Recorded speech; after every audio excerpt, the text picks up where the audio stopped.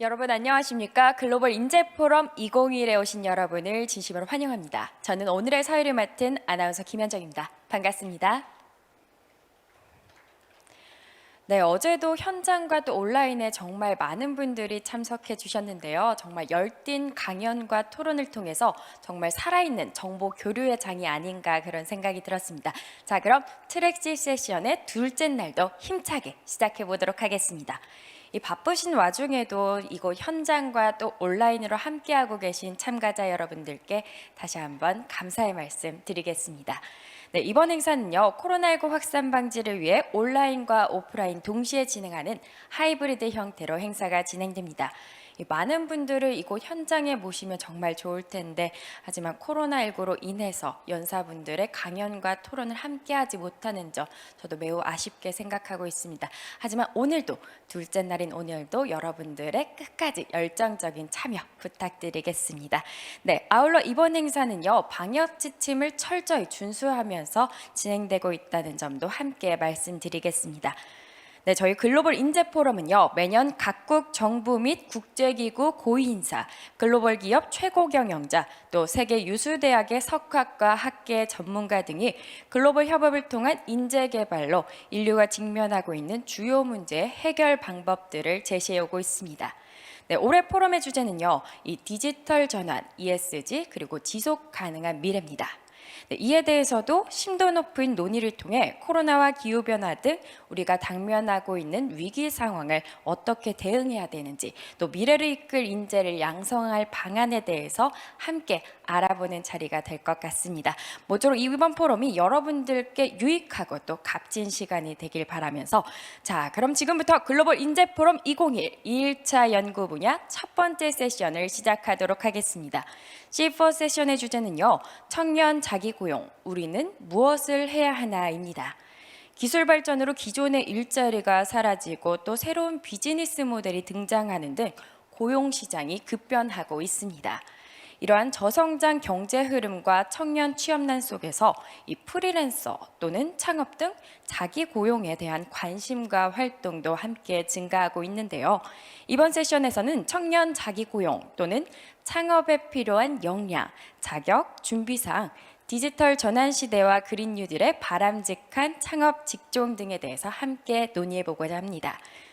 세션 발표는 찬드라샤 호주 모네시대 교육문화 사회대학 교수님, 박재민 타이로스코프 대표님, 랄프 이페 유럽 직업훈련개발센터 학습고용능력부 전문가님께서 준비해 주셨습니다. 좌장은 류기락 한국직업능력연구원 고용능력 자격연구 본부장님께서 수고해 주시겠습니다. 자, 그럼 여러분 큰 박수로 환영해 주시기 바랍니다. 네, 본부장님 진행 부탁드리겠습니다. 예, 안녕하세요. 오늘 C4 세션 청년 자기고용 우리는 무엇을 해야 하나 세션의 진행을 맡은 한국직업능력연구원 유기락입니다. 앞에 세션 소개에서 말씀드린 것처럼 이번 세션에서는 디지털 전환과 기술 변화 속에서 청년 고용 문제, 특히 자기 고용과 창업의 문제를 본격적으로 논의할 예정입니다. 세 분의 연사가 준비되어 있습니다. 첫 번째 발표는 찬드라샤 호주 모네시대 교육문화사회대학 교수님이시고, 두 번째 발표자는 박재민 타이로스코프 대표님이십니다. 세 번째 발표는 랄프 이페 유럽 직업훈련 개발센터 학습 고용능력 전문가, 이렇게 세 분으로 구성되어 있습니다. 전체 세션은 90분 동안 진행되고 각 발표자는 대략 20분 정도 발표를 할 예정입니다. 아마 온라인과 오프라인에서 각 세션에 대한 질문이 있을 텐데 질문에 대한 Q&A 세션을 이어서 진행하도록 하겠습니다. 오늘 세션의 구성이 굉장히 흥미롭습니다. 첫 번째 찬드라샤 교수님께서는 디지털 전환과 기술 변화 속에서 이 고용 문제 전반을 언급하시면서 청년 자기 고용, 그리고 특히 그 플랫폼 경제 하에서 청년 고용이 직면하고 있는 문제들을 심층적으로 분석하고 논의해 주실 예정입니다. 두 번째 발표는 실제 청년 창업을 하시는 그 박재민 대표님께서 우리나라에서 청년 창업을 하면서 겪게 되는 여러 가지 도전과 과제들, 특히 그 청년 창업에 필요한 어떤 역량들 중심으로 말씀을 해주실 것 같습니다. 세 번째 랄프 필페 전문가님께서는 유럽 직업훈련과 이제 고용 관련된 연구를 굉장히 오랫동안 하신 분인데 유럽 경험을 중심으로 이 변화하는 사회 경제 여건 속에서 청년 고용에 필요한 여러 가지 이슈들을 다루고 특히 청년 창업에 필요한 이제 실제적인 어떤 툴킷, 그러니까 어떤 구체적인 어떤 필요 방안에 대해서 아마 말씀해 주시는 것으로 그렇게 진행을 할 예정입니다. 예, 그러면 첫 번째 발표자인 찬드라 샤 교수님을 소개하겠습니다. 찬드라 샤 교수님은 호주 모네시 대학교 부교수이시자 빅토리아대 국제교육제도 연구센터 겸임 부교수입니다. 찬드라 샤 교수님의 연구 분야는 노동시장, 교육훈련 경제학, 공공 및 민간 분야 컨설팅 등 25년 이상의 다양한 경험을 갖고 계십니다. 현재는 모네시대와 디킨대에서 경영통계학과 계량경제학을 강의하고 계십니다. 예, 그럼 찬드라 샤 교수님께 마이크를 넘기도록 하겠습니다. 찬드라 샤 교수님 발표 부탁드립니다. Thank you very much. 감사합니다. Okay. 다 화면이 보이시는지 모르겠군요. 오늘 저를 초청하여 발표할 수 있게 해주신 주최 측에 감사의 말씀드립니다. 청년의 자기 고용이라는 주제는 사뭇 광범위합니다. 그래서 어떤 관점이냐에 따라서 많은 정보가 포함이 될 수가 있습니다. 이 페이퍼를 발표하기에 앞서서 그래서 그 중에 어느 부분에 집중을 할까를 고민을 하다가 청년의 자기 고용에 대해서 광범위한 시각을 견지한 발표를 하기로 하였습니다. 그래서 우리가 무엇을 해야 하는가를 묻기에 앞서서 이에 대해서 무엇을 알고 있는가를 먼저 해결해야 될 것 같습니다. 본 발표를 통해서 청년 자기고용이라고 하는 것은 맥락에 따라 크게 달라진다고 말씀을 드릴 수 있습니다. 두 번째로는 맥락의 영향을 많이 받기 때문에 일단은 북반구와 남반구에서 청년 자기 고용이 어떤 형태를 띠느냐가 굉장히 다른 양상으로 전개됩니다. 그리고 모든 자기 고용을 다 창업이라고 간주해서는 안 됩니다. 세 번째로는 디지털 노동 플랫폼 경제에서는 젊은이들을 위해서 많은 기회가 주어지지만 그러면서 동시에 많은 도전 과제가 동시에 제기됩니다. 플랫폼 경제에서 그런 면에서 입법 당국에서 입법을 통해서 해결해 주어야 되는 과제들이 있습니다. 청년 실업이 심각한 문제이지요. 실업뿐만 아니라 불안전 고용도 심각한 문제입니다. 대부분의 국가에서 청년 불안전 고용 또한 존재합니다. UN SDG 8번째 목표를 보면은 만인을 위한 좋은 일자리를 창출해야 된다고 명시하고 있습니다. 이 목표를 달성하려면 다양한 지표, 즉 청년과 중장년 간의 격차를 줄여야 합니다. 여기서 지표라고 하는 것은 실업 지표, 불안전 고용 지표, 비공식 경제 활동, 비전형 경제 활동 등이 다 포함이 됩니다. 청년에게 있어서 장시간 일자리를 못 찾으면 그 이후의 커리어에 큰 영향을 미칠 수 있습니다. 즉 미래 소득에도 악영향을 미치고요. 주거 환경과 건강 또 은퇴 소득에도 부정적인 영향을 미칠 뿐더러 시민사회에 적극 참여할 수 있는 기회가 박탈될 수 있습니다. 또 사회에 대한 신뢰 상실, 다른 시민에 대한 신뢰 상실로 이어질 수도 있고요.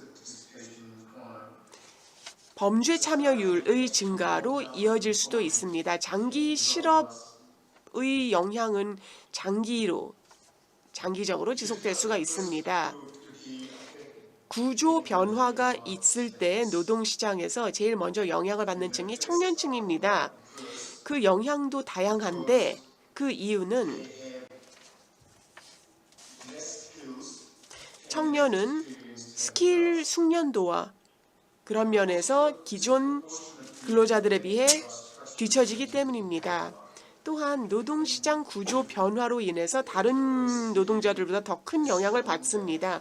OECD 연구 결과에 따르면 청년 간 비전형 근로가 실질적으로 증가를 하였고 임시고용이라든지 자기고용 그리고 기간제 등등의 형태의 근로가 늘어난다고 합니다.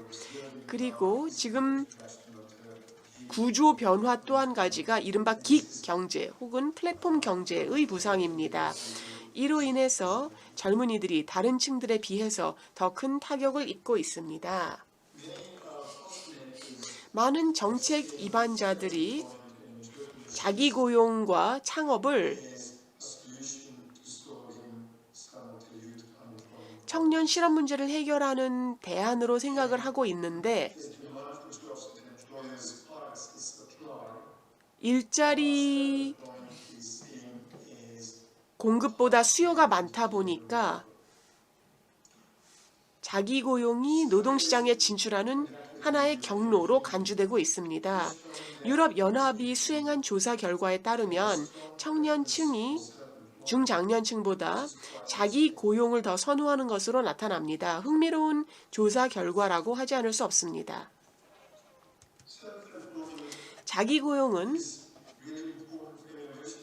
혁신에 있어서도 중요합니다.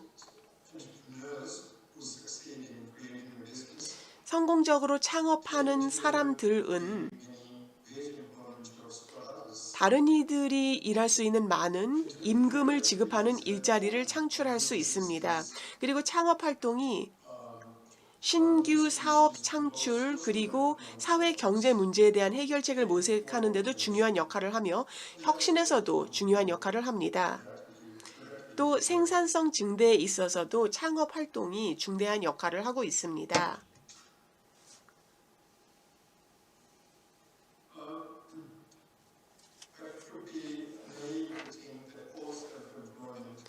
자기고용이라고 해서 이것이 다 곧 창업으로 연계되지는 않는다라고 말씀을 드립니다. 전 세계적으로 특히나 중저소득국을 보면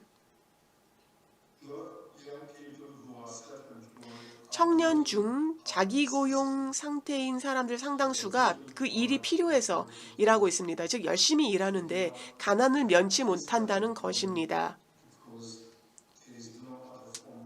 다른 형태의 일자리가 없어서 원치 않던 자기고용을 하게 되었을 뿐입니다. 자기고용은 하나의 연속선상에 있다고 보시면 됩니다. 좌측을 보시면은 여러 가지 제약이 있는 자기고용이 있습니다.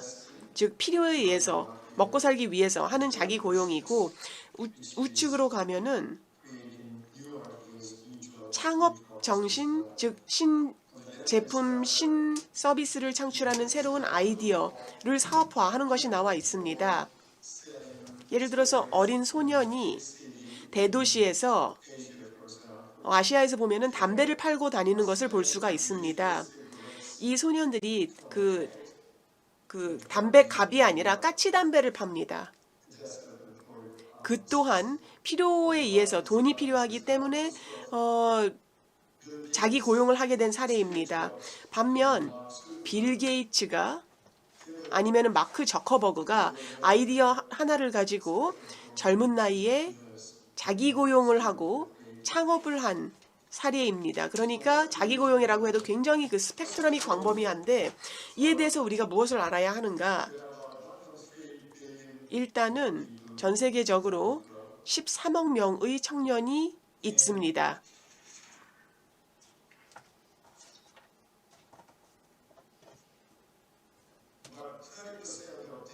그중 약 30%가 극빈 상태이고요.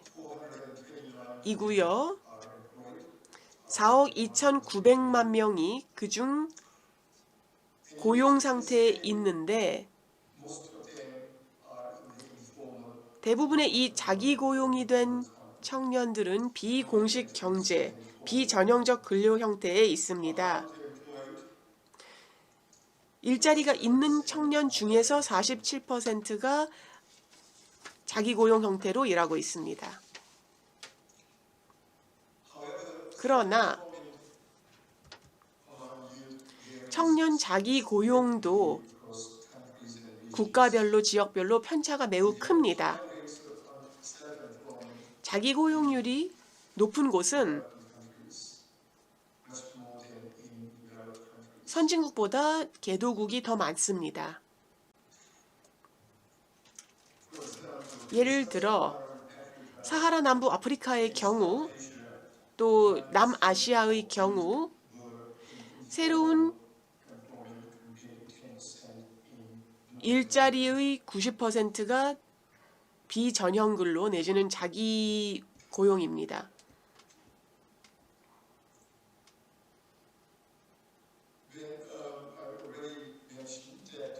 앞서 말씀드렸듯이 유럽연합의 조사 결과에 따르면 청년층이 중장년층보다 자기 고용을 더 선호하는 것으로 나타납니다. 또한 자기 고용이 자기에게 맞는다, 타당하다라고 생각을 합니다. 50%가량이, 즉 청년의 50%가량이 자기 고용을 선호한다라고 볼 수 있습니다. 그러나 그렇다고 해서 반드시 청년의 자기 고용률이 높으냐 하면 그렇지 않습니다. 일부 국가에서는 10% 미만 혹은 많아야 전체 청년의 10%가 유럽연합회원국 내에서 자기 고용 형태로 일을 하고 있습니다.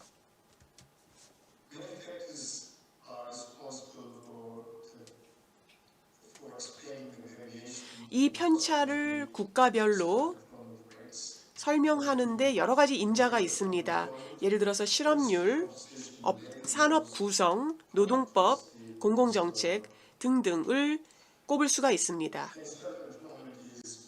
또 자기 고용은 초기 창업 활동과 긍정적인 상관관계가 있다고 나와 있습니다. 이것은 당연한 얘기겠지요.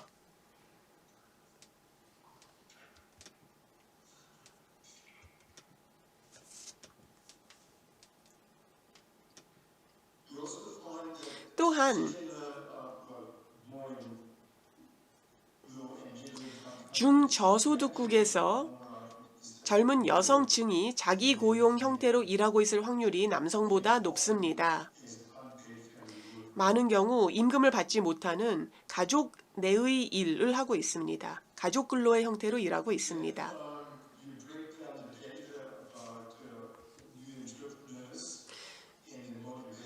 신규 창업가와 또 창업을 하게 된 동기 등을 조사해 보면은 상당수가 창업을 하게 된 계기가 정상 고용 형태 내지는 그 다른 사업장의 직원 형태로 일자리를 찾을 수가 없었기 때문에 부득불 자기 고용을 하게 된 것을 알 수 있습니다. 상당수가 이전에 실업 상태였고요. 이전에 고용 상태였다가 자기 고용을 하게 됐다 하더라도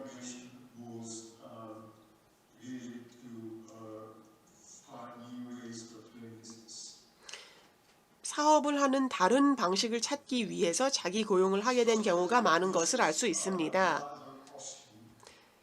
사회적 창업이 어떤 경우에는 하나의 선택지가 될 수 있습니다. 사회적 창업은 사회 개발을 주 목표로 하는데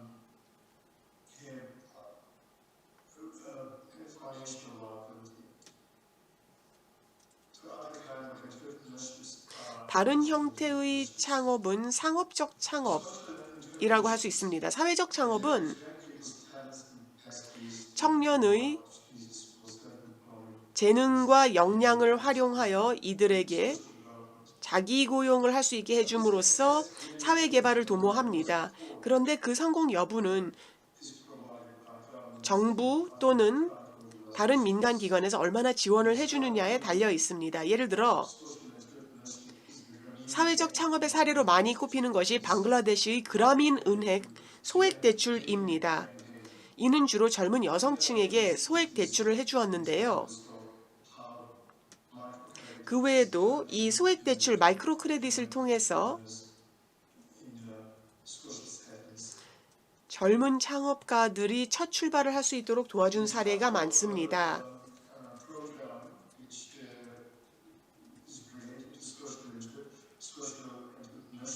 사회적 창업과 관련하여 Youth in Action이라고 하는 프로그램이 있습니다. 이 프로그램은 Save the Children이 후원을 하였고 마스터카드 재단과 협력을 한 사례입니다. 목표는 4만 명에 달하는 학교에 다니지 않는 청년들이 6개의 국가에서 자기 고용을 할 수 있게 하면서 여러 가지 옵션을 제공을 했는데 그중 86%가 창업을 선택을 하였습니다. 이 프로그램 수행 후 평가 결과 청년의 고용 가능성이 그리고 사업을 지속하는 능력이 제고된 것을 알 수 있습니다. 이 이른바 자기 고용이 플랫폼 경제에서 증가하고 있는 추세입니다. 디지털 노동 플랫폼이 부상하면서 지난 10년간 약 그 규모가 5배 증가하였습니다. 그런데 디지털 경제에 고용된 대부분의 사람들은 플랫폼 제공 업체에 고용된 것이 아니라 플랫폼에서 중개하는 근로를 하는 근로자입니다.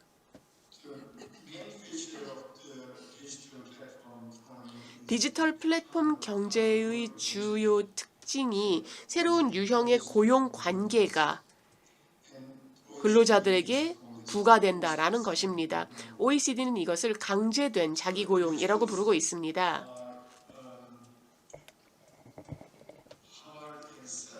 즉 강제된 자기고용이란 직원이 아니라 자기고용 형태로 채용이 되는데 근로관계상 고용의 기준에 못 미치는 경우가 많습니다. 이러한 근로관계를 맺는 이유는 국가의 노동법 및 사회보장법을 우회하기 위해서, 세금을 적게 내기 위해서, 그리고 노조 문제를 대응하는 것을 피하기 위해서 이렇게 근로관계를 만드는 것입니다. 두 가지 유형으로 볼 수가 있는데 한 가지는 온라인, 인터넷 기반의 서비스 제공 을 하는 근로이고요. 이것은 전 세계 어디에 있던 누가 되었던 서비스를 제공할 수 있는 것이고 두 번째로는 위치 기반 서비스 제공입니다. 즉 특정 지역에 있는 사람이 어떤 과제를 수행하는 것입니다. 예를 들어 목수 혹은 누군가의 집에 가서 서비스 일을 해줘야 되는 경우가 위치 기반 근로의 예가 되겠습니다. 플랫폼 경제에서 경제 활동을 하는 대다수의 사람들이 청년층입니다. 플랫폼 근로를 남는 시간에 추가적인 소득을 올릴 수 있는 기회로 간주되었습니다만 이런 플랫폼에서 일하는 사람들이 일하게 된 계기, 동기는 더 복잡합니다. 그리고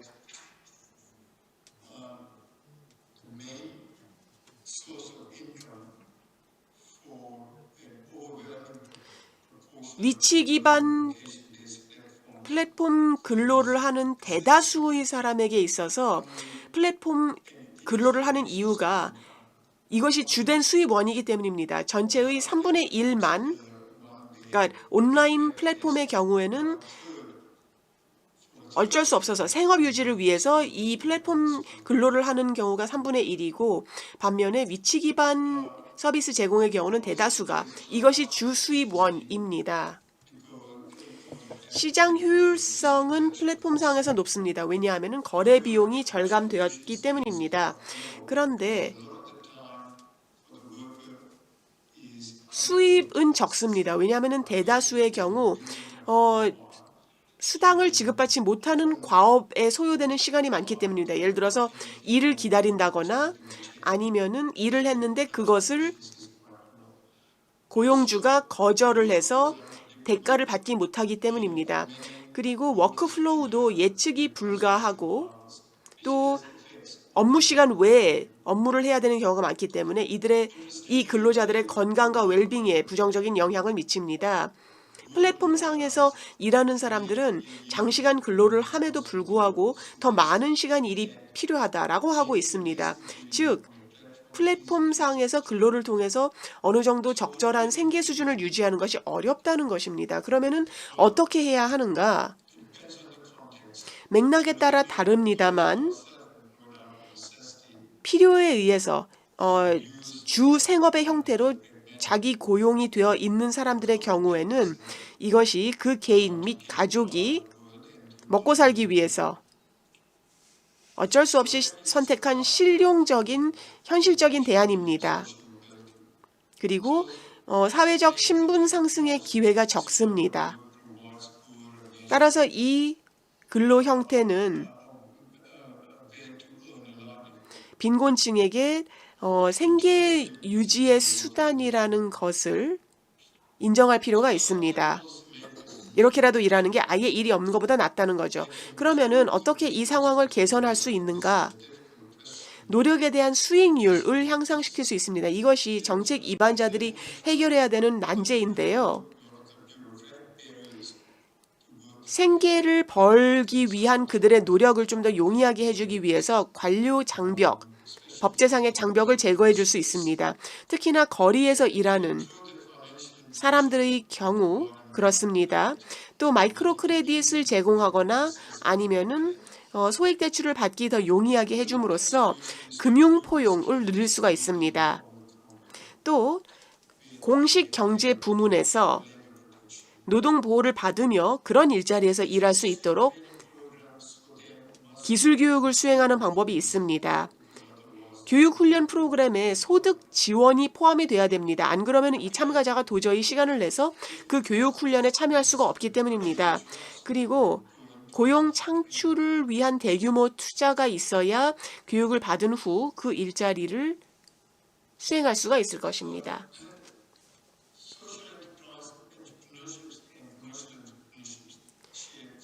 사회적 창업과 내지는 자기 고용과 창업에는 여러 가지 공통점이 있습니다.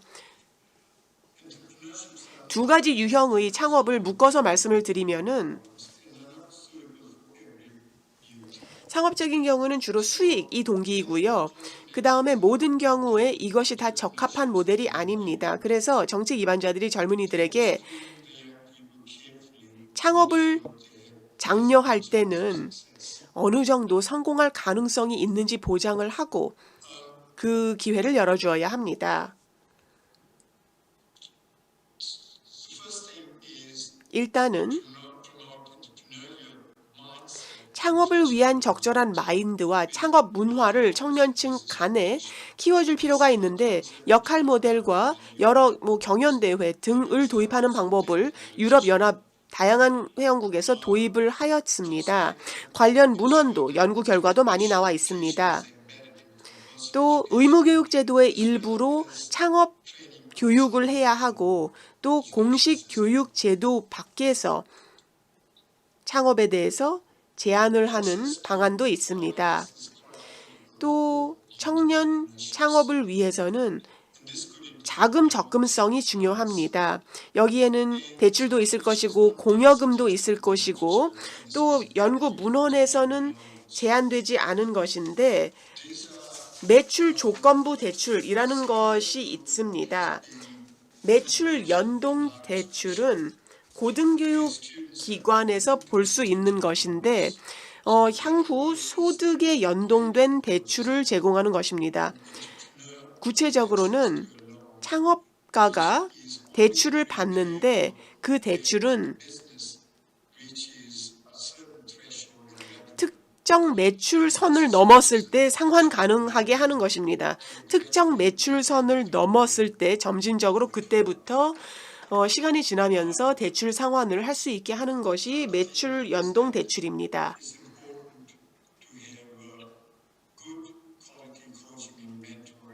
또 우수한 코칭과 멘토링 프로그램이 필요하고 비공식 및 공식 경험 공유 및 교류를 할 수 있는 메커니즘을 마련하는 것이 중요합니다. 긱 경제 체제에서의 자기 고용. 이것이 중차대한 과제입니다. 대부분의 정책 대안들이 근로자 보호에 집중하고 있습니다. 여기서 핵심 사항은 고용 관계입니다.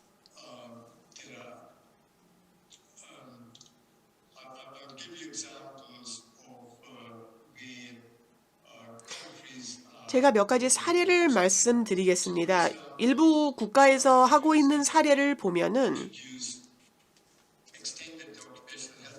산업안전보건법을 확장하여 플랫폼 경제의 모든 근로자를 보호하도록 하고 있습니다. 또 프랑스는 사고보험 비용을 플랫폼이 부담하도록 의무화하고 있습니다.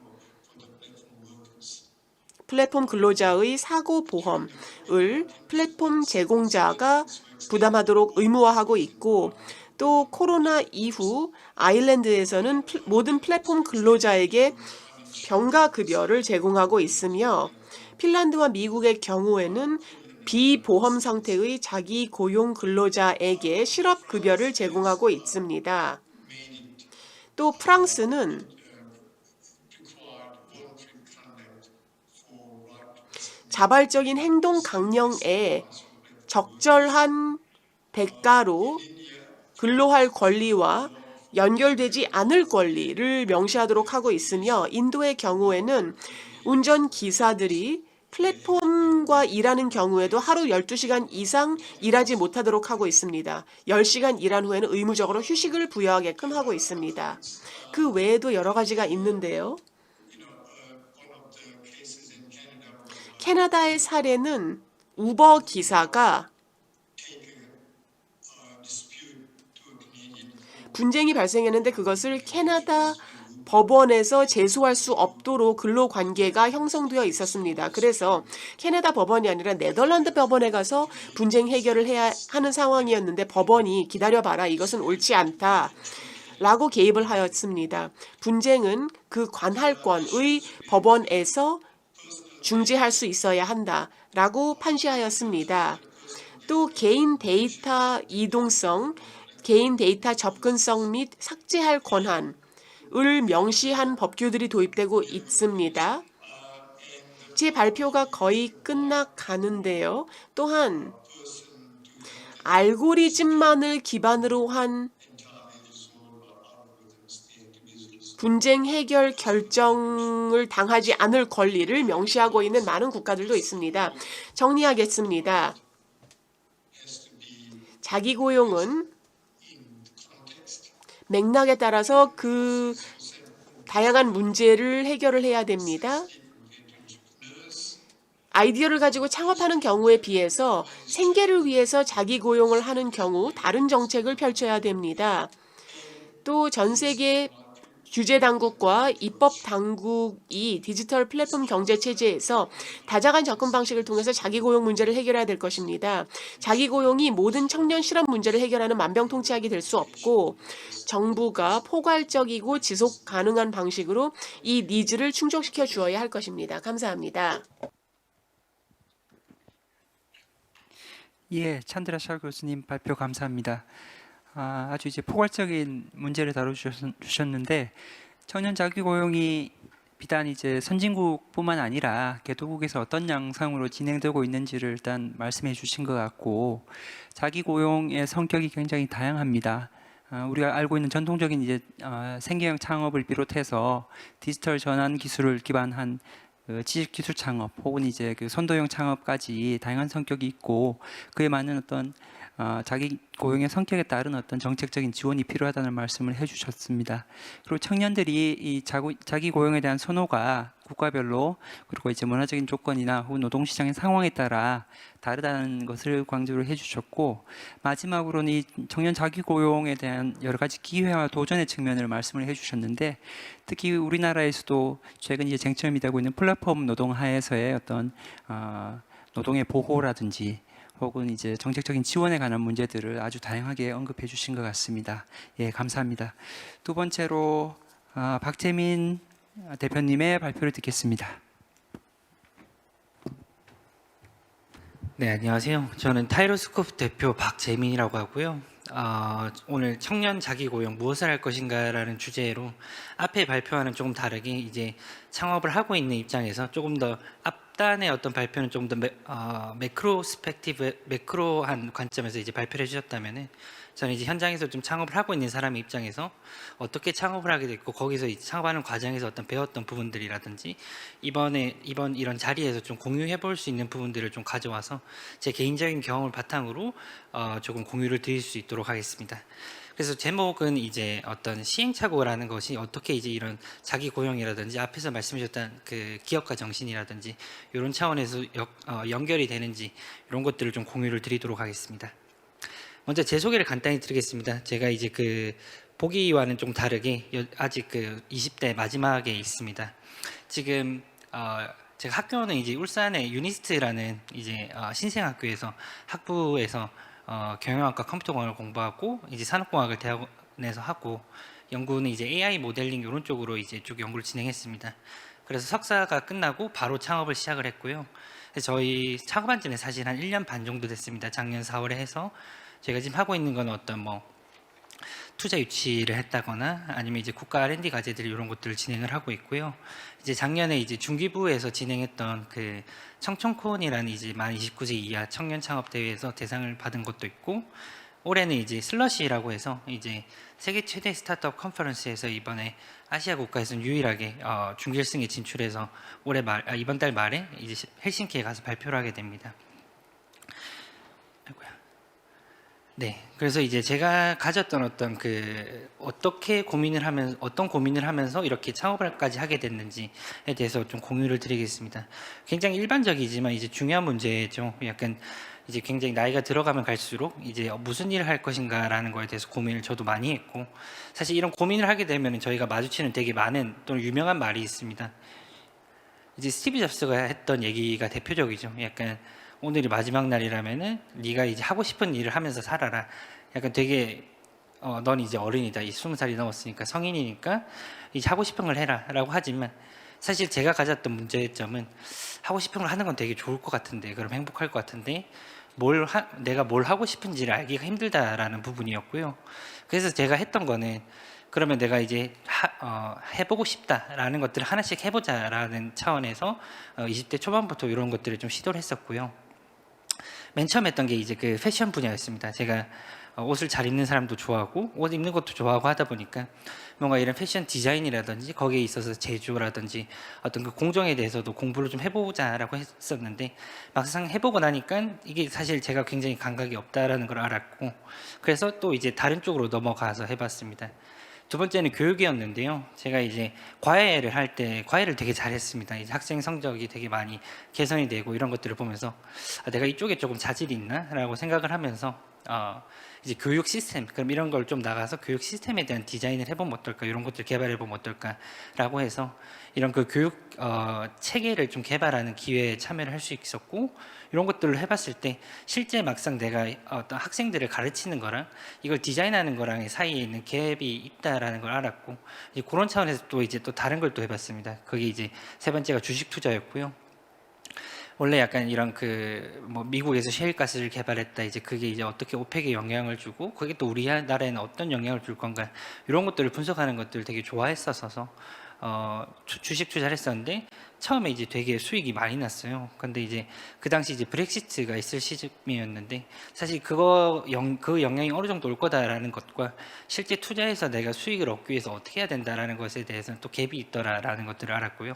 사실 이런 것들은 제가 이제 직접 경험을 해봄으로써 이제 얻게 되는 것들이었다라는 게 한 가지였고, 특히 약간 여기 이런 과정을 통해서 어떤 배움에 있어서 좀 스코프를 좀 넓힐 수 있었다라는 게 한 가지 장점이었던 것 같고, 또 한 가지는 이렇게 시도를 하면서 이제 내가 이런 걸 해보고 싶다라는 그 리스트들에서 나하고 잘 안 맞는 것들을 좀 지워나갈 수 있었다가 사실은 큰 도움이 됐었던 부분이었던 것 같습니다.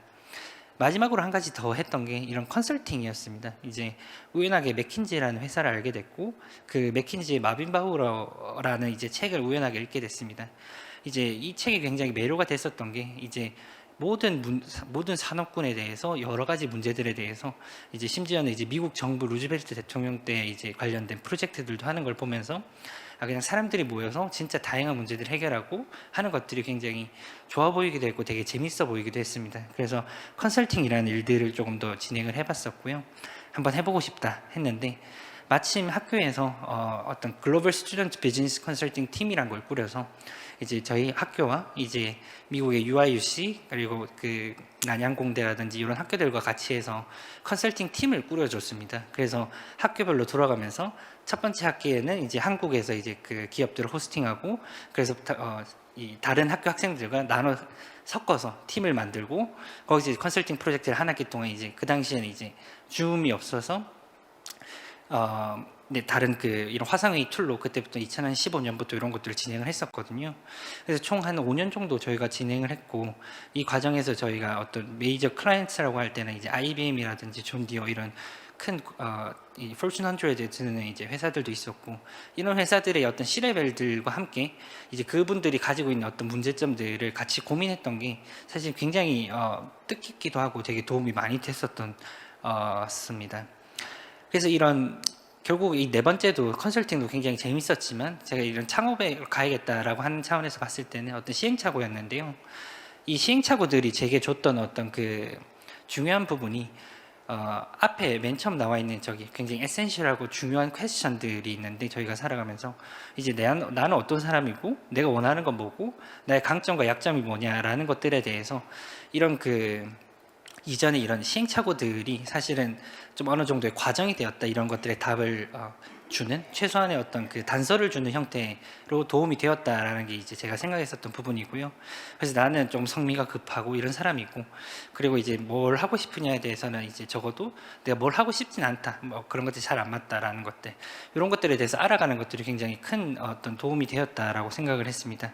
그래서 이런 어떤 그 시행착오들은 이제 저를 이해하는 데 좀 도움이 됐고, 사실 이 부분이 어떤 창업을 한다거나 이제 자기 고용, 내가 어떤 그 단순히 프리랜서로 일을 한다라고 했을 때도 사실 실제 비즈니스에서 부딪히는 여러 가지 문제들이 있는데요. 이제 특히 요즘 같이 어떤 디지털라이제이션이 되는 속에서 고려를 해야 되는 것들이, 실제 자기가 조그마한 어떤 가게를 운영하더라도 이제 법과 관련된 부분들이 있고요. 이제 비즈니스 로도 있겠지만 이제 레이블 로도 있고, 그리고 이제 그 회계도 해야 되고, 그리고 어떤 그 인공지능을 도입을 하는 것든지 IT 개발도 있고 생산도 있고 마케팅도 있고, 사실 이런 여러 가지 것들이 굉장히 복잡 다양화되면서 혼자서는 할 수 없게 됩니다. 그래서 그러다 보니까 저뿐만 아니라 사실 제가 좋아하는 어떤 여러 유명한 경영인 분들도 하시는 얘기는 결국은 이 사람이 굉장히 제일 중요하다라는 걸로 돌아오게 되는데요.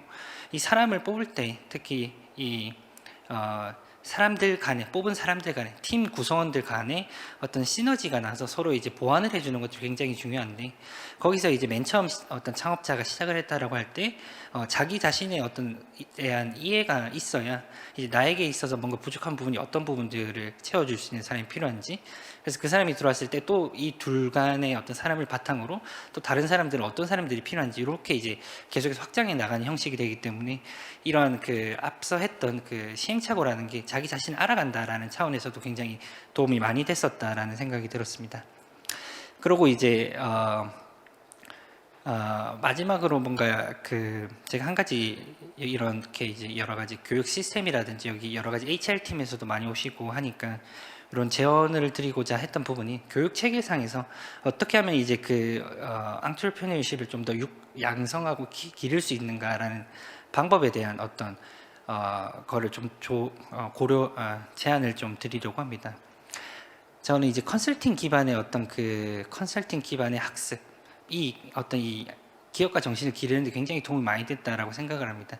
아까 간단하게 말씀드렸지만 그런 어떤 그 저희 학교에서 이제 UIC랑 그 같이 진행했던 컨설팅 어떤 그 컨설팅 프로젝트를 학생들이 이제 진행을 해본다라는 것 자체가 실제로 이 저희 유니스트의 그 배성철 교수님이나 UIUC의 이제 그 송유정 교수님 두 분은 이 학생들의 어떤 그 기업가 정신을 기르기 위해서 비즈니스 컨설팅 프로젝트가 굉장히 도움이 될 거다라는 거에 대해서 확신을 가지고 이 두 학교가 조금 주도해서 이런 프로젝트를 계속해서 진행을 했었는데요. 사실 여기서 이제 그 굉장히 실무적으로 도움이 되는 거는 굉장한 다양한 그 프레임워크들을 배운다는 겁니다. 그러니까 뭐 마케팅을 한다라고 할 때 대표적으로 있는 것들은 뭐 포피 어널리시스라든지 아니면 산업에 대해서 분석한다고 할 때 포터의 파이브 포시스라든지 이런 것들 기본적으로 뭔가 비즈니스를 하는 데 있어서 이제 기본적으로 필요한 어떤 그 업무를 진행하는 데 있어서 필요한 프레임워크들을 미리 배우고 그게 이제 창업을 했을 때 내 비즈니스에 좀 더 맞게 커스터마이즈 된다라는 어떤 실무적인 도움도 있지만 거기에 더해서 실제로 그 회사의 어떤 의사결정을 하시는 분들의 가지고 있는 고민들을 가지고 와서 학생들이 그 문제의 답을 찾기 위해서 여러 가지 어떤 서치를 하고 이제 거기서 아이디어를 만들어내고 하는 그 과정에서 뭔가 이제 좀 더 앙트레프레너십이 길러졌지 않나라는 생각을 많이 했었고요. 특히 약간 이제 저희가 한 여태까지 아직 만들어진 지가 얼마 안 돼서 유니스트 컨설팅 어소시에이션이라는 게 한 15명 정도가 이제 졸업을 했는데요. 이제 굉장히 많은 학생들이 실제 창업을 하고 있고 저를 포함해서 또는 이제 이 스타트업 에코시스템의 어떤 투자사라든지 아니면 스타트업에 들어가서 일들을 하고 있다라는 차원에서 봤을 때 이런 컨설팅을 한다, 학생들이 어떤 기업들에 대해서 컨설팅을 한다라는 게 이런 그 기업가 정신을 기르는 데 있어서 굉장히 좀 도움이 되지 않나라는 생각을 조금 했습니다. 네, 제가 발표가 좀 짧네요. 여기까지입니다. 감사합니다.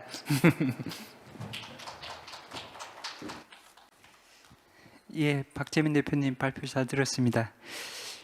예, 제가 앞부분에 연사 소개를 빠뜨렸는데 예, 알아서 이렇게 연사 소개를 스스로 해주셔서 감사드립니다. 그러니까 실제 이제 창업 경험을 바탕으로 이제 정말로 이제 창업가 정신을 이제 고양하기 위해서 어떤 교육이 필요한지 이런 문제들을 많이 말씀을 해주신 것 같습니다. 특히 이 디지털 전환 시대의 어떤 이제 기술의 복잡성이 증가하면서 이제 사람에게 요구되는 어떤 이제 지식이나 역량도 굉장히 다차원적이 되고 복잡해지고 있는 것 같습니다. 아마 그런 상황에서 이 실제 현재 교육 시스템 내에서 창업가 정신을 고양하는 것이 필요하고 그 해법으로서 하나 그 컨설팅 기반 학습을 제안해 주신 것 같습니다. 아마 이제 유니스트라는 이제 학교의 어떤 독특한 환경 속에서 실제 기업과 이제 밀접한 관련 속에서 실제 이제 비즈니스 환경 속에서 문제를 해결할 수 있는 능력들을 아마 습득할 기회가 많으셨던 것 같고 그런 경험을 바탕으로 지금 아주 이제 아마 성공 경험을 이끌고 계시는데 제가 이제 개인적으로 좀 이렇게 궁금했던 것은 사실 이제 실패 경험에 대한 이제 걱정들이 굉장히 많거든요. 우리나라에서는 청년들이 앞에서 이제 찬드라샤 교수님도 발표한 자료에 보면 우리나라 청년들이 이 그 안트레프레너십에 대한 어떤 기대라든지 어떤 선호가 굉장히 낮습니다. 다른 국가에 비해서 실패 확률이 높고 아마 재기하기 쉽지 않다라는 것을 알기 때문에 그런 것 같은데 아마 그 부분에 대해서 지금 이제 아마 플로어에서도 질문이 들어온 것 같고 나중에 아마 다시 답변을 들을 기회를 갖도록 하겠습니다. 예, 세 번째 연사를 소개하겠습니다. 예, 세 번째 연사는 랄프 이페 전문가인데요. 유럽 직업훈련개발센터의 학습 고용성 전문가입니다. 그 이전에는 유럽 집행위원회의 공동연구센터 과학연구원을 지냈고 직업기술 교육 분야 셀피 툴을 만드는 데 큰 기여를 하신 것으로 나옵니다. 런던 정경대와 스트라스부르스 정치대학, 튜빙엔 대학에서 일했고 월드뱅크 컨설턴트 출신이며 파리 지속가능 발전 연구소와 파리 정치대 개건연구원을 지낸 바 있습니다. 학문적 배경으로는 스트라스부르스대 베타 CNRS 튜빙엔대에서 경제학 박사학위를 받았고요. 인적 자본과 경제 성장에 관한 박사 논문으로 사회에 걸쳐서 논문상을 수상한 바 있습니다. EM 스트라스부르스 비즈니스 스쿨과 티빙앤드에서 경영학 석사학위도 취득한 바 있습니다. 예, 오늘 발표 주제는 그러니까 Skills of Youth in the Digital Transition. 디지털 전환 시대의 청년의 스킬에 관해서 발표해 주시겠습니다. 여러분 안녕하십니까? 저는 랄프 이페라고 하고 유럽 직업훈련개발센터 세다폼의 전문가로 일하고 있습니다. 세다폼은 1975년 창립되었으며 그리스 데살로니키에 위치해 있습니다. 저희는 유럽 연합 산하 기관으로서 유럽의 직업훈련 정책 개발을 지원하고 있습니다. 특히나 유럽 집행위와 회원국 그리고 사회적 파트너들을 위해서 일하고 있습니다. 오늘 제가 발표드릴 주제는 디지털 전환과 이 시대의 청년의 스킬 강화를 위해서 이것이 유럽 집행위의 주요 정책 분야인데 디지털 전환 및 그린 전환을 이끌어가는 데 있어서 청년의 스킬에 대한 것입니다. 이 디지털 전환이 중요하다는 것은 주요 정책 문서, 즉 공공 발표문, 유럽 스킬 아젠다, 유럽 강요 이사회의 권고안, 그리고 디지털 교육 액션 플랜 등에 명시되어 있습니다. 따라서 보시다시피 정책 과제들이 많고 그만큼 이 주제가 유럽에서 중요하다는 것을 보여주고 있습니다. 디지털 역량이 그 어느 때보다 중요합니다. 미국도 그렇고 어디를 가나 많은 직업들이 어떤 형태로든 디지털 역량을 요구하고 있습니다. 그리고 코로나로 인해서 수년 동안 지속되어 온 이 기초적인 디지털 역량 이상을 요구하는 경향이 더욱 가속화되었습니다. 많은 직업에서 또 원격 근무가 보편화되었습니다. 디지털 전환은 그 어느 때보다 우리의 경제적 삶을 지배하고 있습니다. 그런데 디지털 역량에 대해서 말씀을 드리기에 앞서서 디지털 역량이 무엇인지 정의를 하도록 하겠습니다. 유럽 연합 이사회가 디지털 역량을 이렇게 정의하고 있습니다.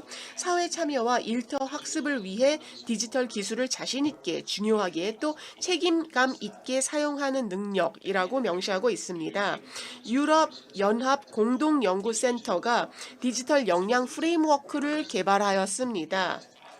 여기에는 5가지 구성 영역이 있는데요. 화면에 우측 하단에 나와 있습니다. 정보 및 데이터 문해율, 소통 능력, 협력 능력, 디지털 콘텐츠 창출, 안전, 그리고 문제 해결 능력입니다. 이것이 유럽이 봤을 때 디지털 역량을 구성하는 5가지 영역입니다.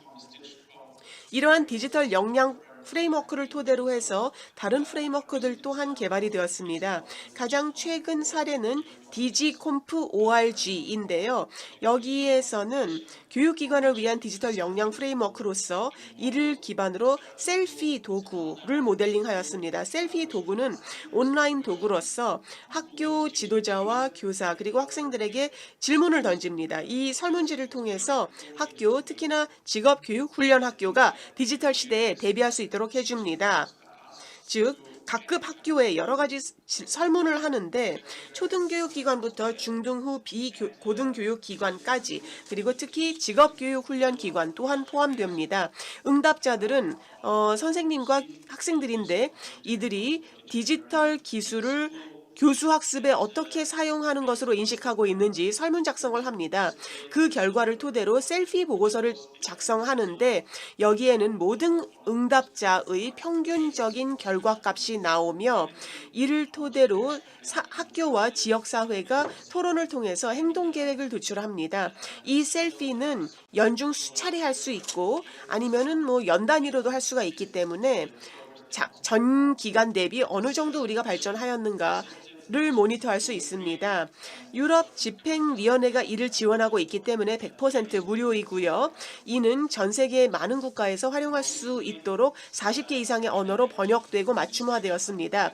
최근 이 도구의 확장판이 일터 중심 학습을 위해서 제안되고 개발이 되었습니다. 즉 선생님과 학생들뿐만이 아니라 기업 그리고 사내 강사들 또한 이 도구를 이용할 수 있게 된 것입니다. 그렇게 함으로써 학교와 기업 모두가 어떻게 디지털 기술을 이용하여 교수 학습을 강화하고 더 잘 협력할 수 있는지 이해를 증진할 수 있다는 것을 의미합니다. 또 한 가지 이니셔티브는 교사를 위한 셀피인데요. 특히나 교사와 그들의 니즈에 집중을 하고 있습니다. 그런데 일터 학습을 먼저 살펴보면 디지털 기술로 인하여 학교 중심 학습과 일터 중심 학습 내지는 현장 학습 모두가 서로 연계하여 발전할 수 있게 되었습니다. 예를 들어 학생들이 어떤 때는 학교에 가고 어떤 때는 회사에 가서 연수를 받는데 이 전체를 다 잘 조직 관리할 수 있게 됩니다. 그리고 여러 교재와 평가 관행 설계에 있어서 학교와 회사 모두의 니즈를 적절히 반영할 수 있습니다.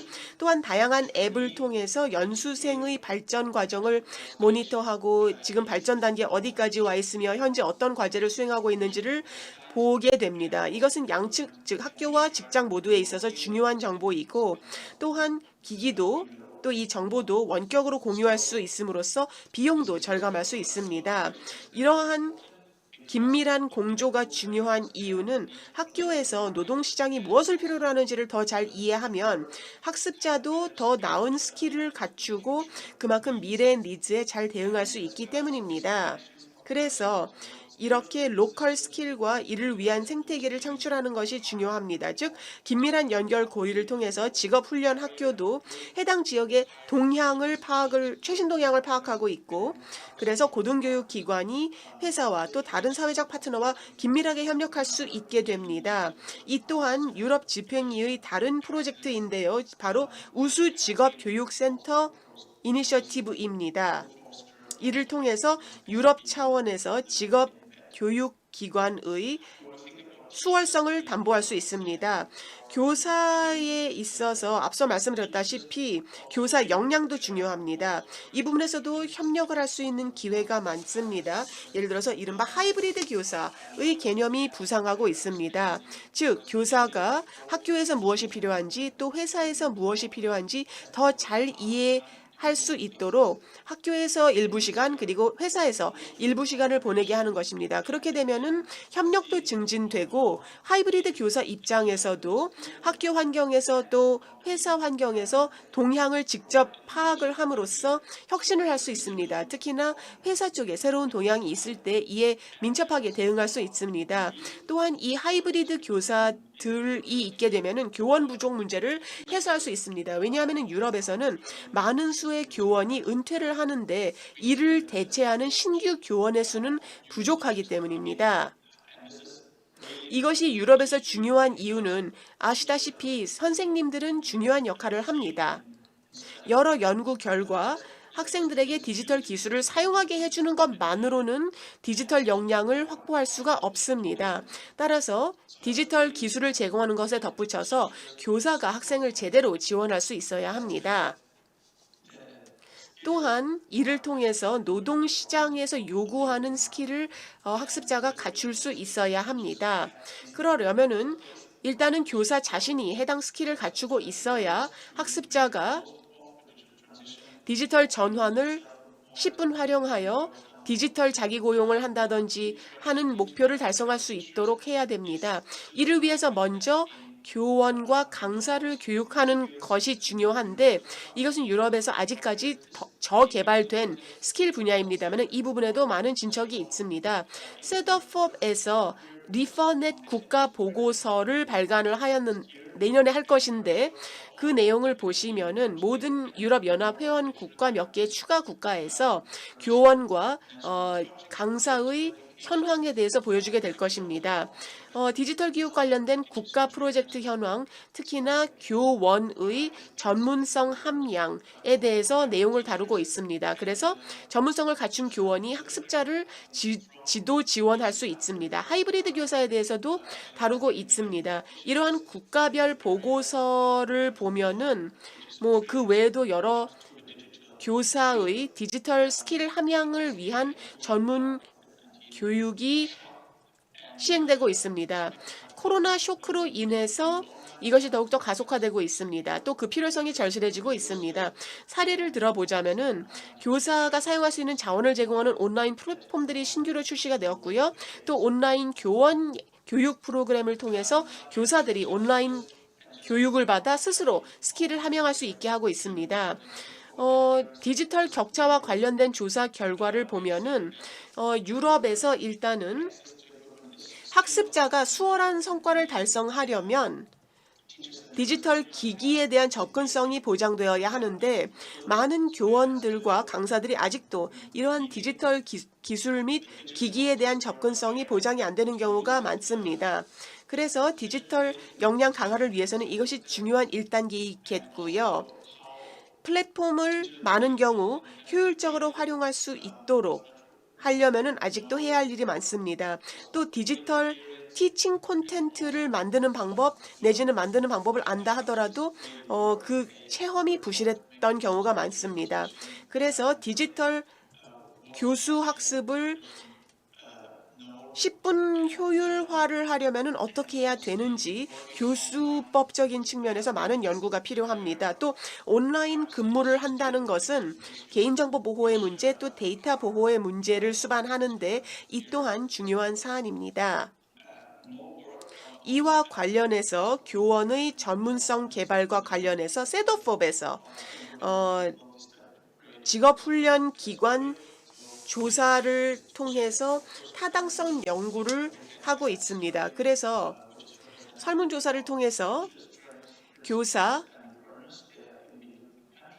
학습자 그리고 교장을 대상으로 유럽 국가에서 현황 파악을 하고 있습니다.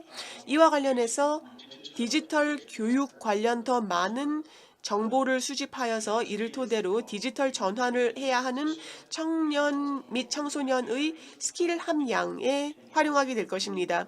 또한 유럽의 전문 학습 체계를 강화하기 위하여 특히나 학생의 학습 결과를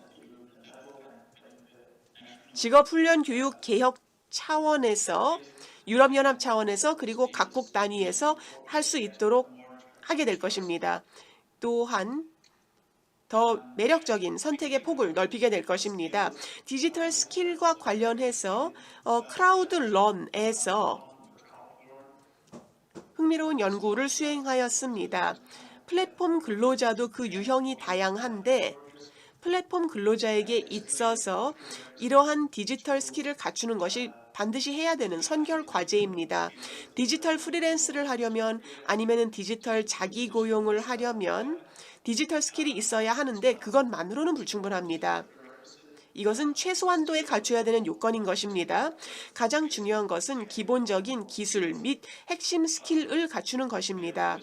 그 외의 스킬을 확보하는 데는 비교적 시간이 얼마 안 걸립니다. 그래서 우측을 보시면 파란색으로 나와 있는 것이 플랫폼 근로를 시작하기 전에 개발한 스킬이고요. 회색으로 표시된 부분이 플랫폼 상에서 근로를 하면서 확보하게 된 스킬들입니다. 그래서 기술적인 코어 스킬이 이미 플랫폼 경제에 들어가기 전에도 높은 수준 60%로 나와 있습니다. 그런데 그 이후 플랫폼 경제 활동을 하면서 더 많은 스킬을 함양하였습니다. 언어 기술은 낮은 수준에 머물러 있고 대동소이한데 반면에 학습하는 법을 학습하는 스킬이 매우 중요하지요. 즉 가장 최신 동향을 끊임없이 습득하기 위해서는 학습하는 법을 학습하는 기술이 필요한데 이것이 플랫폼에 근로를 하기 전에는 30%였는데 플랫폼 근무를 하면서는 55%로 증가하였습니다. 그래서 플랫폼 근로를 하면서 큰 폭으로 향상된 것을 알 수 있습니다. 즉 해당 스킬을 확보했다는 것이죠. 이 다양한 스킬을 제가 다 설명드리지는 않겠습니다만 이것들이 다 빨리 습득할 수 있는 스킬입니다. 특히나 의뢰인이 요청할 때 그때그때 저스틴 타임 방식으로 확보해야 되는 스킬들은 확보하는 데 시간이 별로 안 걸립니다. 그래서 온라인 크라우드 워커들은 이러한 강력한 스킬들이 필요하고 초기에 기본적인 핵심 스킬을 갖추고 있을 필요가 있으며 그 이후 초기 직업 훈련을 통해서 추가적인 스킬을 개발할 필요가 있습니다. 연구 결과에 따르면 이미 플랫폼 근로자들이 자기 규율 학습을 많이 하고 있습니다. 자기주도 학습, 또 일터에서의 자기 규율 학습을 하고 있는데 이것이 온라인, 오프라인 근로에 모두 중요합니다. 이와 관련해서 다양한 전략이 있는데 세 가지만 말씀을 드리면 나의 효율성, 또 적극적인 피드백 추구, 글을 통해서 자기 향상을 하는 것입니다. 또 뭔가가 제대로 안 될 때 그때그때 니즈에 따라서 변화를 할 수 있는 능력이 요구됩니다. 그래서 이러한 SRL, 즉 자기 규율 학습 전략이 교육 체계에서 강화될 필요가 있는 것입니다. 이 중 상당 부분은 그냥 지금까지 시행착오를 통해서 해왔습니다만, 즉 뭔가를 새로이 시도를 하고 그것이 원하는 효과를 달성하지 않으면 다른 전략을 도입하는 것인데 여기서 교육을 통해서 습득할 수 있는 인자들이 여전히 있습니다. 특히나 창업 교육이 좋은 예가 되겠죠. 그리고 유럽 연합에서는 유럽 연합 집행위 산하 공동연구센터에서 창업 역량 프레임워크라는 것이 있습니다.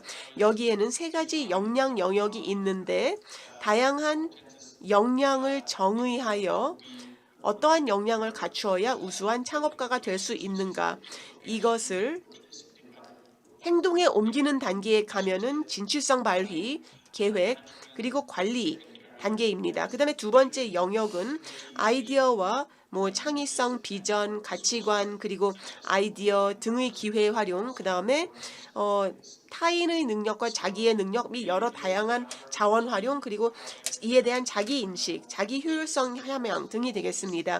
이것이 유럽에서 하고 있는 주요 프로젝트이고요. 교육 부분에서 디지털 교육 및 창업 정신을 함양하기 위해서 하는 프로젝트입니다. 또한 디지털 플랫폼 근로자들은 달리는 일자리를 찾을 수 없는 취약한 소외계층을 지원할 수 있습니다. 이와 관련 프로젝트를 소개해 드리자면 세도법 직업교육훈련 툴킷이 있습니다. 즉 교육훈련 제도에서 낙오하는 사람, 중도 탈락자를 방지하기 위해서 하는 것인데 성공 사례를 도입함으로써 조기 탈락 내지는 중도 낙오를 방지하기 위한 다양한 국가의 성공 사례를 도입하고 있습니다. 적절한 방식으로 적기에 개입하여서 중도 탈락을 막아야 하고 또한 여러 도구와 평가 계획을 통해서 정책 입안자들이 상황을 더 잘 평가하고 입법을 할 수 있게 하며 또 그 교육학습 기관에서도 활용할 수 있는 도구입니다. 이 또한 이미 많은 성공을 거두고 있습니다.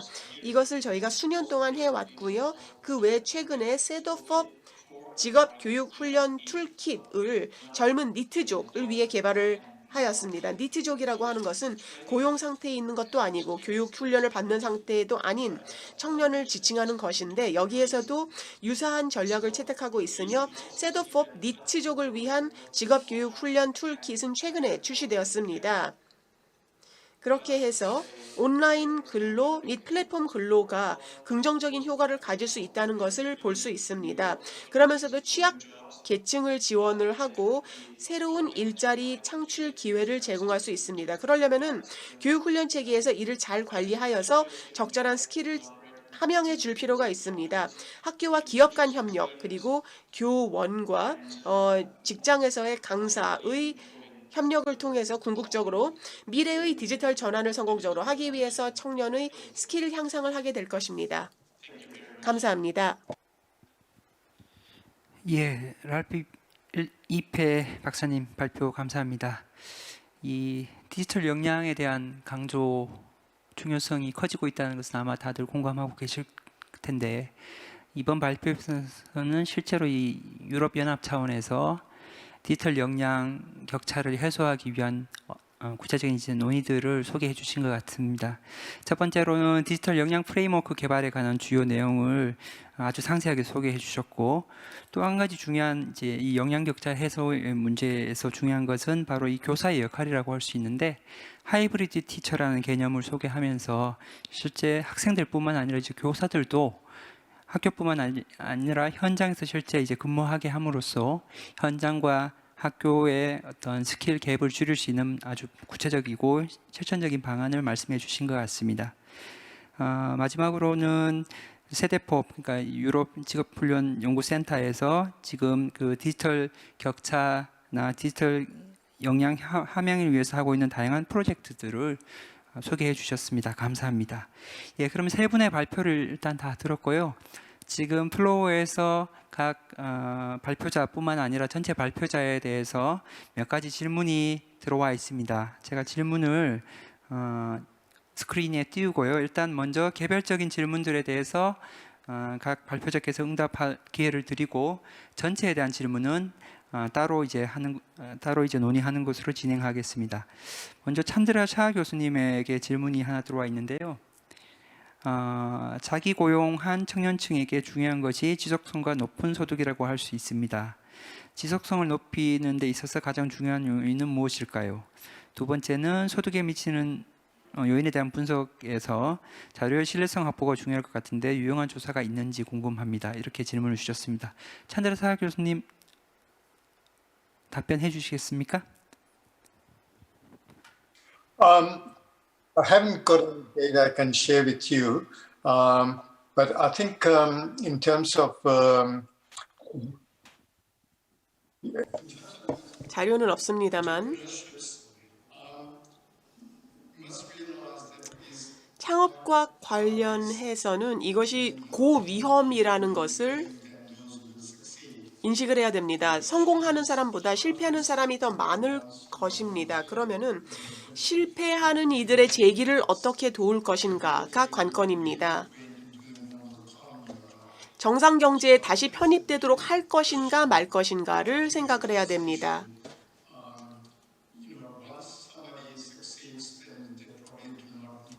일단 한 번 창업을 해서 성공을 하고 나면 그 이후에는 별다른 지원이 필요 없겠습니다만 실패하는 경우에는 그들의 미래는 어떻게 할 것인가가 중요한 것입니다.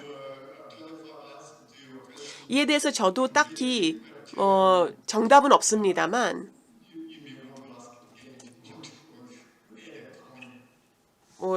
원하시면 다시 질문을 해주시면 되겠습니다. 예, 그러면 다음으로 박재민 선생님 대표님에 대한 질문인데요. 아마 실질적인 고민인 것 같습니다. 창업을 여러 번 생각했지만 고정 수입에 대한 불안감 때문에 도전을 포기하고 회사를 다니고 있습니다. 다른 일로 먼저 돈을 모아서 창업을 하려다 보니 하루하루 나이만 먹고 있습니다. 국가 지원 많은 프로그램 중에서 자격이 까다로워서 지원받지 못하는 현실을 바꿀 수 있을까요? 라고 질문 주셨습니다. 네. 저는 조금 제가 실제로 저희도 이제 그 국가 지원 프로그램이라든지 R&D 과제라든지 아니면 투자를 받는다든지 이런 것들 이제 초기 스타트업들이 하는 자금 조달에 이제 여러 가지들을 경험해 봤는데요. 사실 최근에 저는 느끼기에 이제 그런 스타트업을 시작하는 데 있어서의 어떤 인프라라든지 어떤 비즈니스 환경이 굉장히 많이 성숙되었다라고 많이 느낍니다. 이제 특히 약간 투자사들, 그러니까 초기 자본금이나 이런 것들이 사실 저희도 굉장히 적게 시작을 했거든요. 그럼에도 불구하고 저희 아이디어나 이런 내용들을 계속해서 여러 투자자들을 만나면서 그 과정에서 비즈니스 모델이 좀 다듬어지고 그러면서 조금씩 좋게 보는 분들이 나타나고 사실 그런 식으로 뭔가 이제 얻어 나갈 수 있는, 그러니까 예전 같은 경우에는 사실 국내 투자사라고 할 때 진짜 몇 개 없고 거기서 투자를 받는다는 것 자체가 굉장히 어려운 일이었는데 지금 투자사들의 어떤 민간 영역에서도 굉장히 활성화되어 있고 사실 이제 공공 영역에서도 이제 굉장히 단계별로 세분화되어 있습니다. 이제 예를 들면은 뭐 예비 창업 패키지라든지 초기 창업 패키지 이렇게 단계별로 나아갈 수 있는 형태로 지원 프로그램들 구성이 되어 있고요. 또 이제 보증 이제 기술 보증 기금이라든지 신용 보증 기금이라든지 이런 곳에서 어떤 특히 청년들에 대한 지원들이 굉장히 많이 활성화되고 있어서 사실 그런 부분들을 한 번 더 좀 더 확인해 보시면은 초기에 시작하실 때 조금 도움이 되시지 않을까 생각을 해봤습니다. 예, 답변 감사합니다. 그리고 전체 스피커에 대한 질문이 하나 있는데, 예, 청년들과 대화를 해보면 대부분 대기업이나 공기업만 들어가는 게 목표인 게 안타까울 때가 있습니다. 본인의 적성과 특성을 우선시하며 미래를 설계하려면 청소년기부터 어떤 환경이 되어야 할까요? 라는 질문입니다. 박재민 대표님이 먼저 답변하시고 그다음에 찬드라 샤 교수님께서 보태주시면 좋을 것 같습니다. 네. 사실 저도 그렇고 제 주변의 다른 친구들도 보면은 이제 공기업이라든지 이런 대기업에 들어가기 위해서 이제 경쟁을 열심히 준비를 하고 있는데요. 사실 저는 처음에 창업을 할 때 이제 그 들었던 생각이 이 공기업에 들어간다, 대기업에 들어간다라고 할 때 준비해야 되는 어떤 그 기본적인 스펙이라는 것들, 이제 거기에 시간을 굉장히 많이 썼죠. 토익 점수를 얼마나 만들어야 되고, 자격증은 뭘 따야 되고, 이 굉장히 우리나라에서 어떤 그 구조적인 어떤 경제적인 문제가 있겠죠. 그런데 어쨌든 고용 자체가 이제 굉장히 많이 활성화가 되지 않는 상황에서 굳이 이 바늘 구멍을 뚫기 위해서 내가 이 노력을 해야 되나라는 생각을 좀 많이 했었고, 그래서 이 노력을 그러니까 이러한 수준의 노력을 가지고 다른 일을 해보자라고 시작해서 이제 창업을 하게 된 건데요. 막상 처음 창업을 할 때는 조금 그런 그 두려움이라든지 이런 것들이 굉장히 많았습니다. 약간 내가 창업을 해가지고 대표가 된다는 게 이제 어떤 일들을 해야 되는 건지에 대해서도 사실 정확히 와닿지도 않고 주변에 해본 사람도 잘 없었고, 그러다 보니까 사실 그런 부분들이 되게 많이 막연한 불안감으로 많이 다가왔었는데요. 근데 막상 시작을 해보면은 이것도 그냥 하나의 직업이구나. 약간 어떤 일이라도 이제 처음 시작하면 이제 굉장히 낯설고 거기에 적응해 나가는 시간이 있듯이 창업도 사실은 마찬가지구나라는 것들을 많이 느꼈고, 그런 차원에서 제가 어떤 뭔가 청소년기에 어떤 그 이런 지금 현재 뭔가 안정적인 것으로 이제 가려는 어떤 이런 모이는 집중 현상 이런 것들을 해소하기 위해서는 사실 조금 이런 창업을 한다라는 것들에 대한 어떤 체계적인 교육들도 필요하겠지만, 사실 이제는 조금 다른 나라와 비교해서 우리나라의 어떤 그런 창업에 실패했을 때 안전망들이 많이 구축이 되어 있다라는 것들이 그런 부분들에 대한 인식 개선도 조금 필요하겠다라는 것과 더해서 아까 말씀드렸던 어떤 실제 어떤 이제 조그마한 어떤 가게의 사장님과 또는 어떤 이제 시작한 스타트업의 대표와 이런 실제 그 문제를 같이 고민해보는 식의 아까 말씀드렸던 그런 컨설팅 베이스드 러닝이라고 저는 말씀을 드렸었는데, 사실 그런 고민을 해보는 게 실제로 저 뭔가 이 비즈니스에서 일어나는 문제라는 게 이런 것들이고 이런 고민들을 해야 되는 거구나 라는 거에서 좀 더 많이 와닿았었던 것 같고, 그래서 저는 좀 더 창업을 결심할 수 있었던 것 같습니다. 그래서 그런 형태의 어떤 교육들이 조금 어릴 때부터 이제 좀 조금씩 진행될 수 있으면은 이런 문화 개선에 좀 도움이 되지 않을까 기대를 해봅니다. 예, 찬드라 샤 교수님. 감사합니다.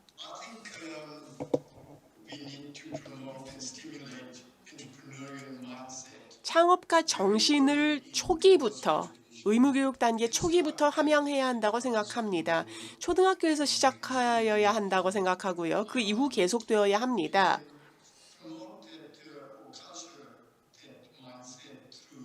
창업 마인드, 창업 문화를 여러 경연대회라든지 아니면은 역할 모델이 학교를 방문하여 학생들과 만남을 갖는다든지, 그래서 창업가는 어떤 창업 활동을 하는가 이런 세션을 가질 수 있습니다. 즉 의무교육 제도에서 창업을 일부로 해야 됩니다.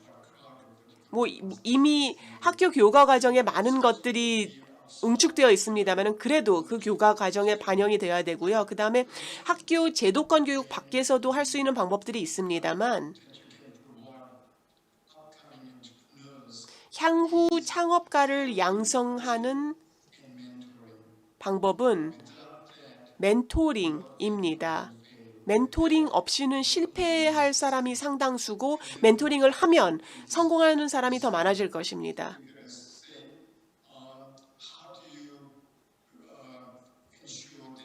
그리고 어떻게 이들이 적절한 자금을 조달할 수 있게 해주는가가 중요합니다. 한 가지 방법은 정부가 말씀드린 매출 연동 대출을 제공하는 것입니다. 이 매출 연동 대출이 호주에서 또 영국에서 창업을 성공적으로 하는데 많은 도움이 된 바 있습니다. 예, help. 예, that helps. 예, 예, 답변 감사합니다. 예, 지금 개별 스피커에 대한 질문에 대해서는 일단 답변을 하신 것 같고 이 세션을 아마 마무리하는 그 전체 아주 굉장히 포괄적인 질문이 하나 들어와 있는데 이 질문을 질문에 대해서 이제 두 분 스피커에 대한 응답을 들을 예정이고요. 혹시 플로어에서 한 분 정도 혹시 질문이 있으면 지금 참여하고 계신 두 분에게 혹시 한 분 정도 질문이 있으면 받고 그렇지 않으면 이 마지막 질문으로 진행하도록 하겠습니다. 예, 자기 소개해 주시고 말씀해 주십시오. 예.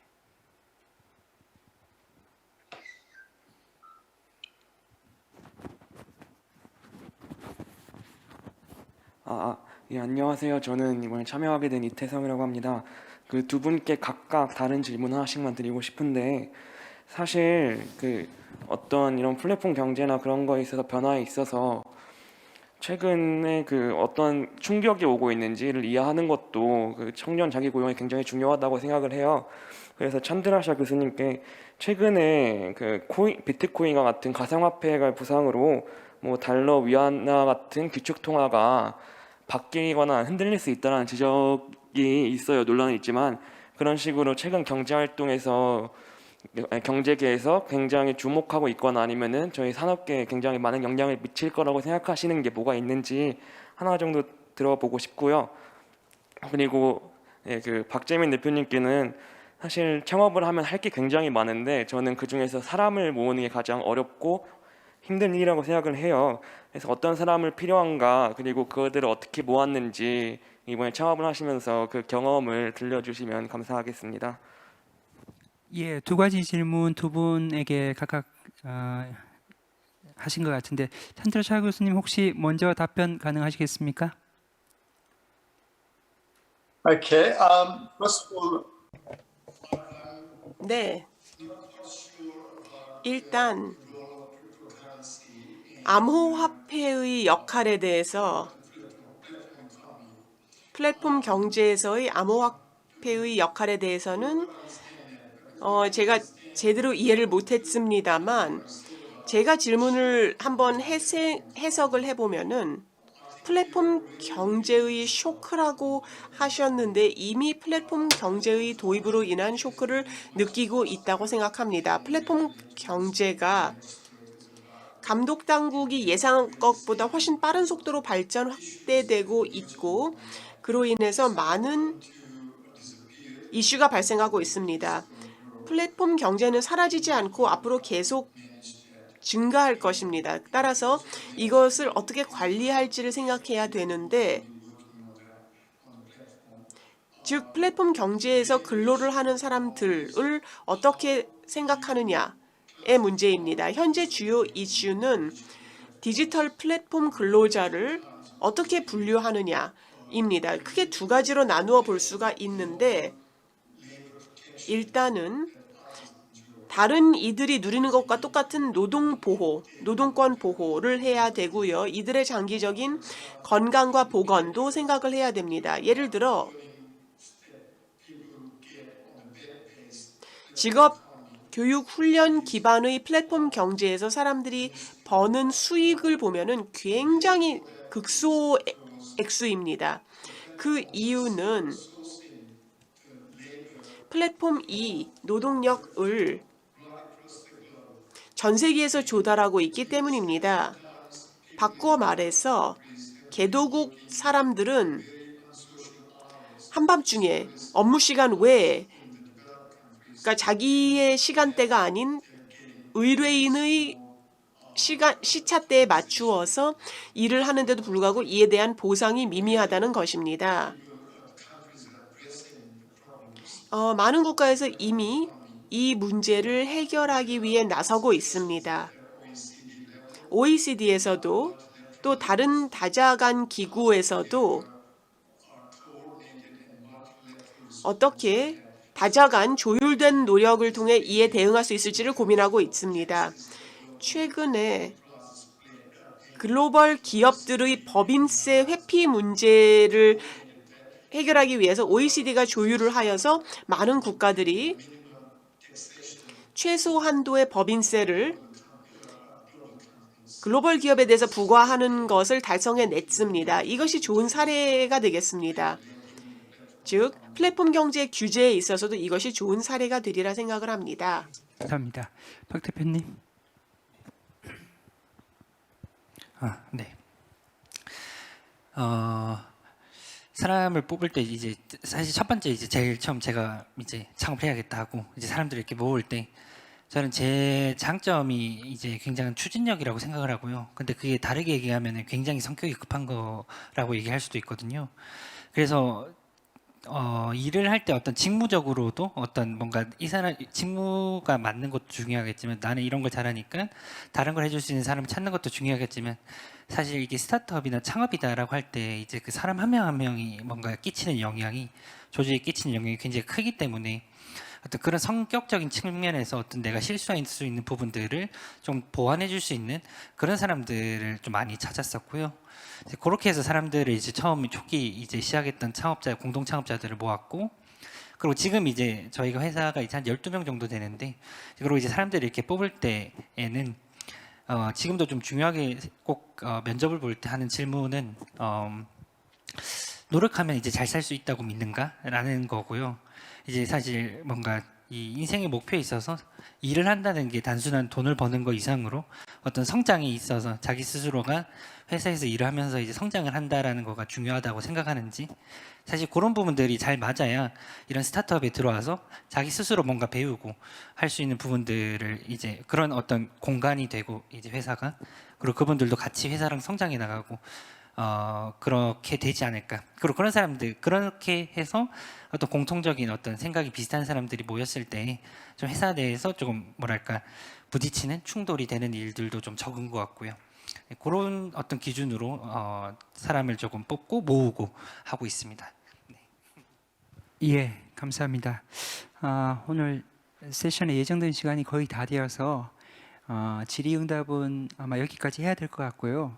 세션을 마무리해야 될 것 같습니다. 오늘 그 C4 세션 청년 자기 고용 우리는 무엇을 해야 하나에 대해서 굉장히 중요한 주제들을 많이 다룬 것 같습니다. 플랫폼 경제, 디지털 전환이 청년 자기 고용 측면에서 굉장히 많은 도전과 기회를 부여하고 있는 동시에 위협이 되고 있다는 것을 아마 오늘 논의에서 많이 이해하셨을 것 같습니다. 전반적으로 이제 현장에서는 창업을 할 수 있는 어떤 기회, 그리고 특히 멘토링이나 컨설팅 같은 것에 필요한 어떤 제도적 지원이나 여러 가지 이제 방안들이 마련될 필요가 있을 것 같고, 특히 이제 EU에서 논의되고 있는 여러 가지 프로젝트들이 우리에게 시사하는 바가 많았던 것 같습니다. 하이브리드 교사에 관한 부분들도 충분히 참고할 수 있는 내용인 것 같고요. 그리고 박 대표님께서 오늘 말씀해 주셨던 이제 현장의 생생한 경험도 굉장히 큰 도움이 될 거라고 생각합니다. 찬드라 샤 교수님이 말씀하신 것처럼 플랫폼 노동은 플랫폼 경제로의 전환은 전체 노동시장뿐만 아니라 특히 청년에게 큰 이제 또한 도전이 되고 있습니다. 그래서 이제 플랫폼 하에서 노동하는 사람들을 보호할 수 있는 여러 가지 노동보호라든지 제도들 또한 완비될 필요가 있고 그럴 때 아마 청년 고용이 더 촉진되지 않을까 그렇게 생각합니다. 예, 오늘 세션에 참여해 주신 발표자분들께 감사드리고 온라인과 오프라인으로 참여해 주신 청중들께도 감사드리면서 이번 세션을 마무리하도록 하겠습니다. 감사합니다. Thank you.